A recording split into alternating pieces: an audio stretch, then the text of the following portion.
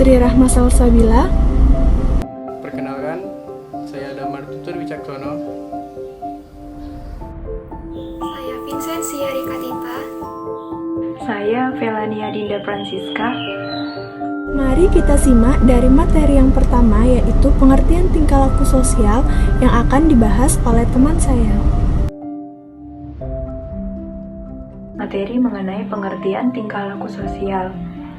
Tingkah laku sosial adalah aktivitas fisik dan psikis seseorang terhadap orang lain atau sebaliknya, dalam rangka memenuhi kebutuhan diri atau orang lain yang sesuai dengan tuntutan sosial.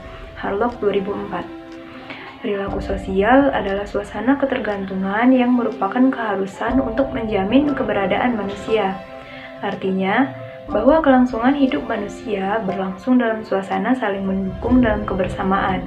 Rusli Ibrahim 2001. Perilaku sosial memusatkan perhatiannya kepada hubungan antar individu dan lingkungannya, yang terdiri atas berbagai objek sosial dan non-sosial. Perilaku sosial seseorang merupakan sifat relatif untuk menanggapi orang lain dengan cara-cara yang berbeda. Misalnya, dalam kerjasama ada orang yang melakukannya dengan tekun, sabar, dan selalu mementingkan kepentingan bersama di atas kepentingan pribadinya. Sekian pemaparan dari saya akhiri. Wassalamualaikum warahmatullahi wabarakatuh. Baiklah, pada video kali ini saya akan menjelaskan tentang kekasan tingkah laku sosial remaja. Yang pertama, berkembangnya kesadaran akan kesunyian dan dorongan pergaulan. Hal ini menyebabkan remaja memiliki solidaritas yang amat tinggi dan kuat dengan kelompok sebayanya, jauh melebihi dengan kelompok lain, bahkan dengan orang tua mereka sendiri. Yang kedua, adanya upaya memilih nilai-nilai sosial. Hal ini menyebabkan remaja senantiasa mencari nilai-nilai yang dapat mereka jadikan pegangan. Jika mereka tidak menemukan nilai-nilai yang dapat mereka jadikan pegangan, maka remaja cenderung akan menciptakan nilai-nilai kelompok mereka sendiri. Yang ketiga, mulai ada rasa ketertarikan terhadap lawan jenis. Hal ini menyebabkan remaja pada umumnya berusaha keras memiliki teman dekat dari lawan jenisnya. Dan yang terakhir, pada masa remaja tampak kecenderungan untuk memilih karir mereka. Meskipun sebenarnya perkembangan karir remaja masih berada pada tahap pencarian karir.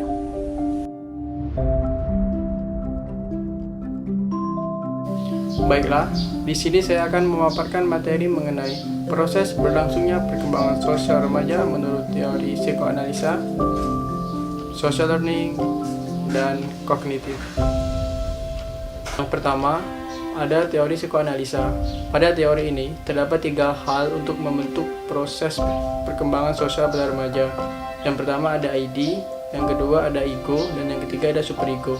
Di mana ID adalah kepribadian yang terdiri dari naluri, dan ego adalah struktur kepribadian untuk menangani realitas, dan superego adalah memainkan peran kritis dan moral. Yang kedua, ada social learning. Pada teori ini, proses perkembangan sosial remaja sangat dipengaruhi atau sangat identik dengan lingkungan, di mana jika lingkungan remaja bersih dan sehat, maka proses perkembangan sosial remaja sangat bagus. Dan jika lingkungan sekitar remaja jelek, maka proses perkembangan sosial remaja pun juga akan ikut jelek. Hal ini dikarenakan lingkungan sangat mempengaruhi proses tingkah laku dan proses perkembangan sosial pada remaja. Yang ketiga, ada teori kognitif. Pada teori ini, proses perkembangan sosial remaja terdiri dari proses lingkungan, perilaku, dan pribadi kognitif. Pribadi kognitif di sini terdiri dari keyakinan, perencanaan, dan berpikir. Ketiga konsep tadi merupakan dasar pembentukan untuk proses perkembangan sosial pada remaja.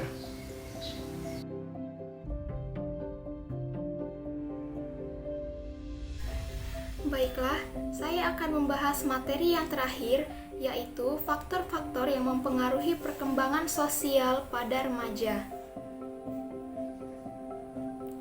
Ada banyak faktor yang mempengaruhi perkembangan sosial remaja, di antaranya keluarga, kematangan sosial, status sosial dan ekonomi, pendidikan, dan yang terakhir adalah kapasitas mental, emosi, dan intelijensi.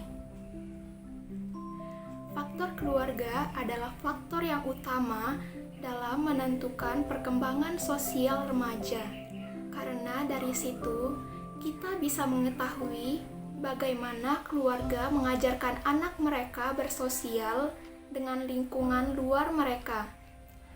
Lalu status sosial, contohnya, wah si A sudah kaya, baik, pinter pula.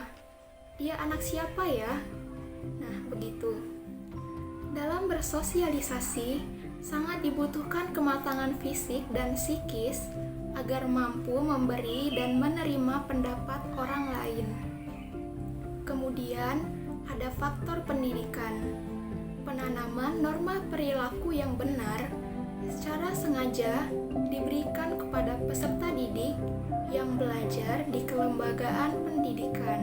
Selanjutnya yang terakhir adalah faktor kapasitas mental, emosi, dan intelijensi. Remaja yang mempunyai intelektual yang tinggi akan dapat berbahasa dengan baik. Demikianlah faktor-faktor yang mempengaruhi perkembangan sosial pada remaja. Jadi, faktor-faktornya yaitu keluarga, kematangan sosial, status sosial dan ekonomi, pendidikan, dan kapasitas mental, emosi, dan intelijensi. Demikianlah pembahasan materi pada video kali ini. Saya mewakili teman-teman saya mohon maaf jika ada kesalahan dan kata yang kurang berkenan. Semoga video ini dapat bermanfaat bagi kita semua. Terima kasih.